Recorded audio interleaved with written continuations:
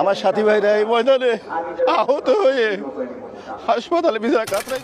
শুনতে পাচ্ছি প্রশাসন তাদেরকে আন্ডারটেকিং দিয়ে 14, 15, 16 একটা ইজতেমা করতে দিতে পারে হয়তো, বা এরকম কিছু একটা আমরা লিখিত দেখতে। তারা এই ময়দানে আবার ইজতেমা করবে, সেটা যদি কোনো দুর্ঘটনা ঘটে এটা দায়ভার কে নেবে?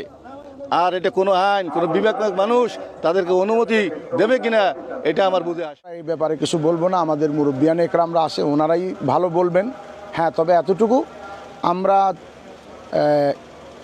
এই ব্যাপারে এতটুকু বলবো যে সরকার একটা কাজ করছে, সেখানে তাদেরকে শর্ত সাপেক্ষে আসতে দিতে চাচ্ছে যে 14, 15, 16 ইজতেমা করবে, কিন্তু আগামী বছর থেকে তারা এখানে আসবে না।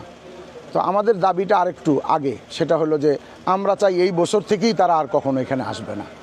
মৌলিকভাবে দাওয়াত ও তাবলীগ শুরাই নিজাম যেটা, এটাই মূল, এবং তারা বিচ্যুত একটি জামাত, বিচ্ছিন্ন।